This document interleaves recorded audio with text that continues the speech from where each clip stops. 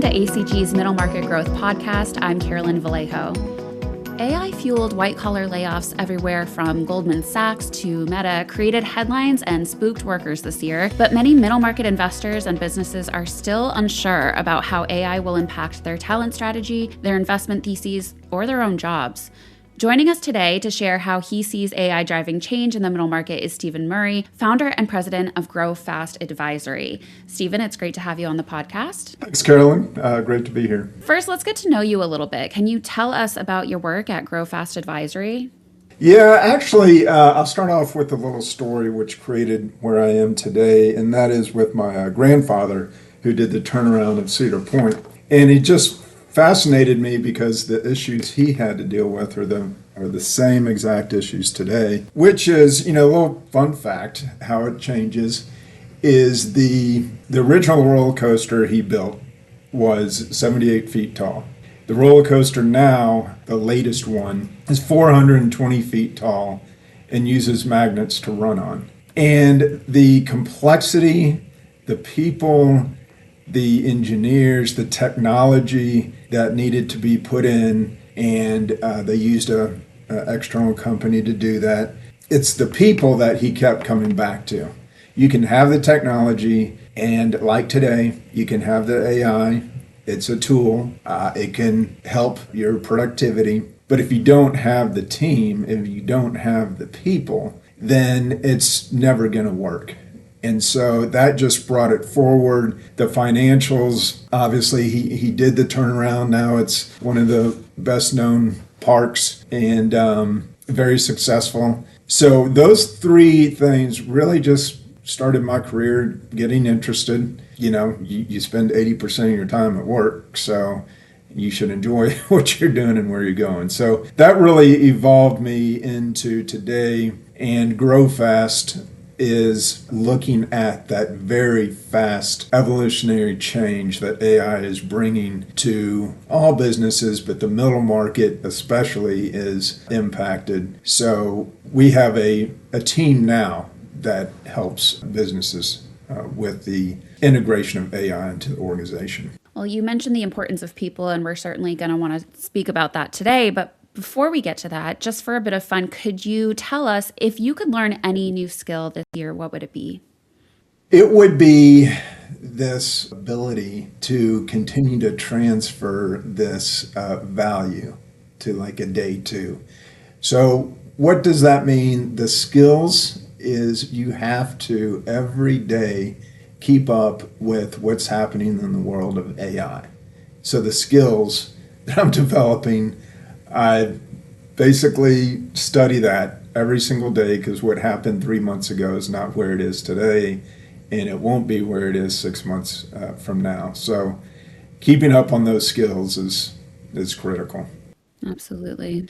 Well, we're going to head into our main topic today about how AI impacts middle market jobs and firms. So first, can you tell us a bit of an overview of where AI in the middle market stands in your perspective? How advanced is AI today? What is it actually accomplishing?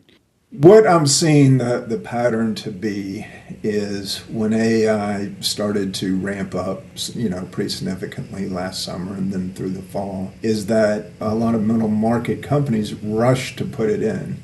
They thought, hey, this is technology, it's worth an ROI, even though they haven't seen much of the results yet, because the issue is that they rushed to put it in without thinking about the total operational aspect of it. So you can't run it without a total organizational look at how it will impact. So that is the beginning of what the issue is that we're talking about. So it sounds like, a lot of middle market businesses and deal makers are using AI. They've implemented them, as you mentioned, but most of them haven't yet initiated the quote unquote huge layoffs that we're hearing about in the headlines, maybe from some larger organizations.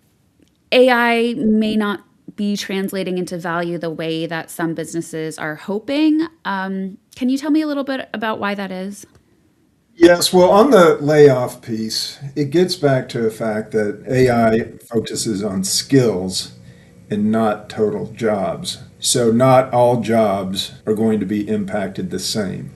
Some completely, if it's a pretty basic administrative type of job as such. But looking at it's a total relook at how those skills across your organization are impacted, and maybe in some cases you do end up with duplicates, and that may end up with layoffs. But as a whole, there's this thinking that it affects a singular person, and it doesn't, because it's skills of each position that you need to look at.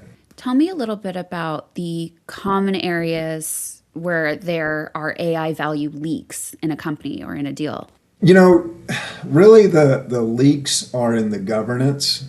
It's the mismatch of what wasn't looked at in the new work systems versus the old work systems. And what that gets back to is the quality of earnings. So those were typically made before a lot of the quick implementation of AI. So now that value is, significantly changed in some cases.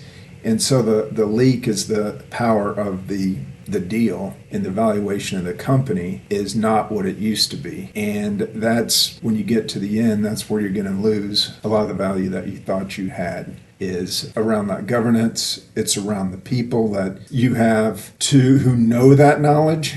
And if you're dependent on one or two people to put in the system and it's good, hey, there you go. And they didn't have input from the rest of the organization. The other leak is if those individuals leave, then it's great you have a system, but no one really knows how to operate it. And so, that one employee leaving can be about, $4,700 per employee. So you're really starting to leak that revenue and productivity on your EBITDA line.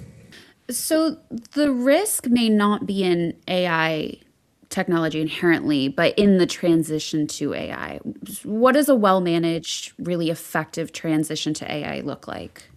So, great question. That's one of the reasons we put together what we call as evaluation grade succession. After many, many years in some Fortune companies as, human capital executives, it just kind of started to gnaw at me that you were looking at replacing leadership, making sure there's a strong bench there, and maybe some skills. What you weren't looking at is when you do that work, does it actually transfer in value? And because on the day two, it may be gone, the actual systems. And if you think about this day and age with AI, what happens when you start through that process? Potentially the buyer does not have the same AI systems. The seller may have low adoption rates of those systems. So what we look at, and it takes a total team, the advisors we have, one can look at the beginning to end deal through the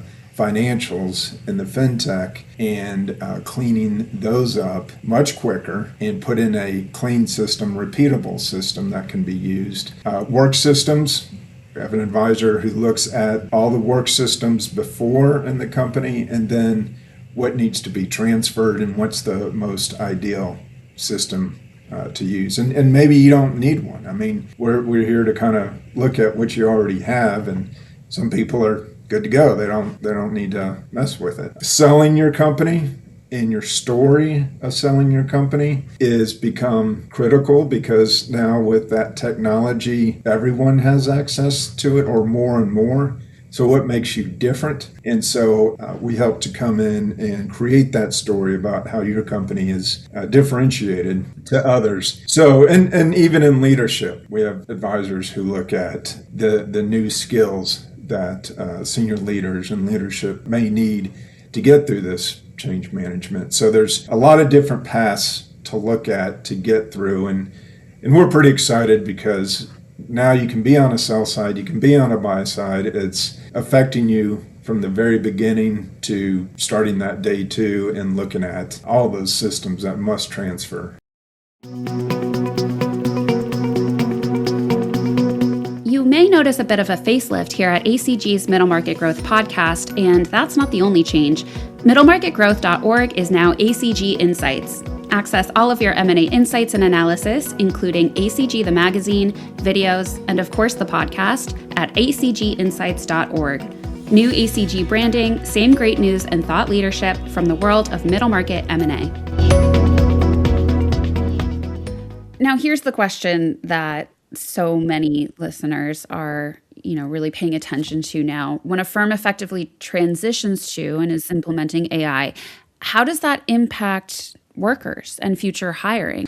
Good question. So as we mentioned, AI runs off of skills and not the total job in itself. So what the impact may be is, again, does the new company use that system? Does the new company have ability to transfer those skills into their existing employees? And what was the adoption like in the seller company? How many people knew it, and how many of those people can be transferred in? So for employees who are going into the buyer, it's an added complexity, right? It's not job for job, it's actual skills. So that may either go to their advantage or not, because it just depends on what the buyer has. It's the same way with hiring, because you have the specific skills needed for those systems. And it could be AI, but AI runs operationally too. It's a total system with the culture and the people, really. So it becomes much more difficult to hire, because you're either looking for their skills, or now you have to add in an extra layer of training, which is, of course, an additional cost. It's just not onboarding anymore. It's learning that AI system that you put in. So it's really kind of a added complication on both sides, the seller and the buyer, and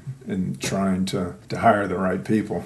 Could you share a real-life example of what a well-managed AI transition looks like afterwards, and what are the implications for the organization as a whole and to the workers individually? So on that day two type of concept we have it's a multi-level. All right, so you need to have the buyer needs to have the work processes documented. So then you can go in and take a look at which ones need to be replaced, who knows about them, are those people leaving, can it run without those individuals? So what was the augmentation of those processes for the AI? So that's one.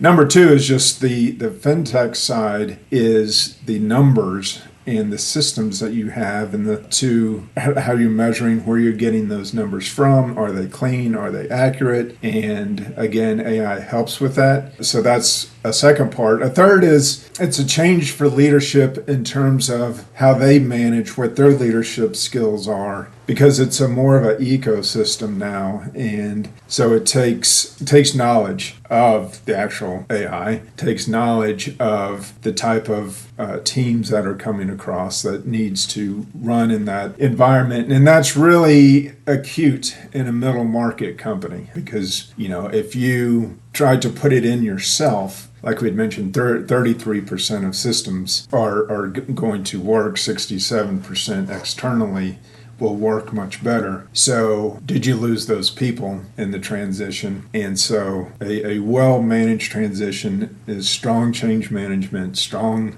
documented processes, strong what AI systems do you have, strong financials that could potentially take advantage of new AI systems or the transferring ones, and then just the training. What do you have? Strong external training or internal that you can afford, that you can make sure the workforce is able to learn systems very quickly. So it's really an end-to-end process. It starts with well before the seller's thinking about it. And during that process to go deeper in the due diligence, this is now a big piece of that due diligence.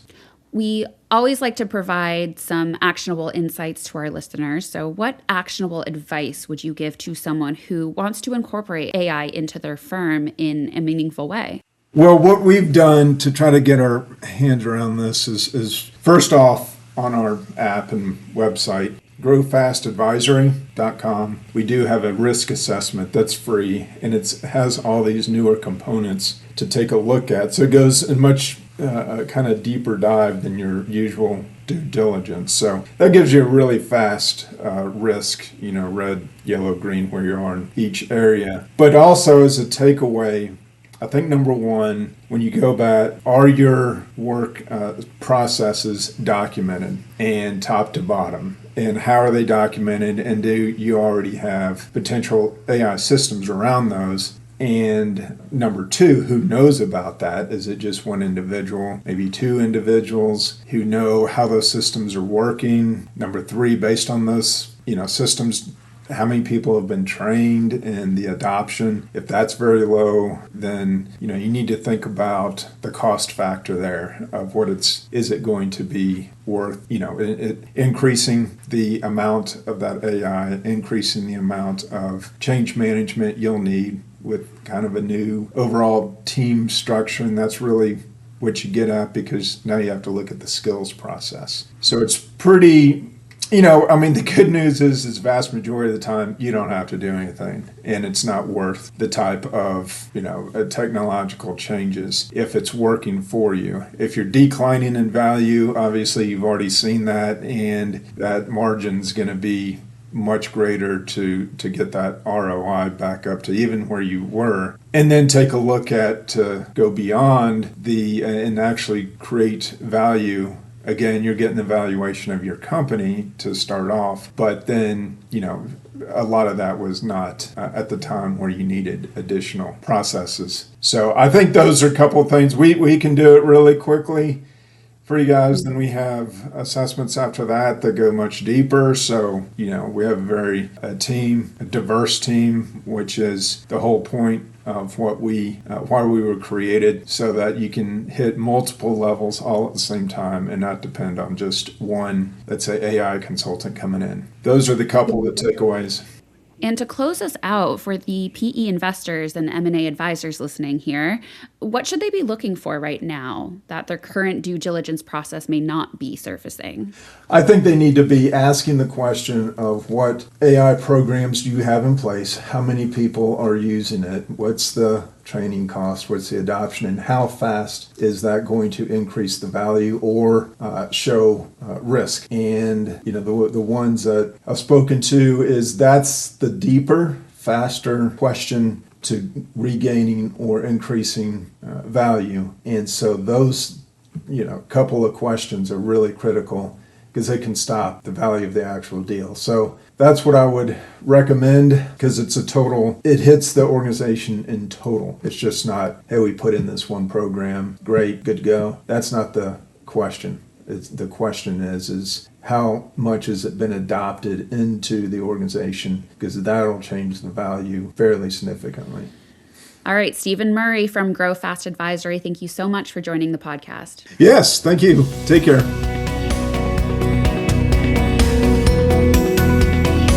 Thank you for listening to this episode of the Middle Market Growth Podcast. Hear more episodes and discover more M&A thought leadership at acginsights.org. If you haven't yet, please subscribe at Apple Podcasts, Spotify, or wherever you listen to podcasts, and don't forget to rate and review. The Middle Market Growth Podcast is produced by the Association for Corporate Growth.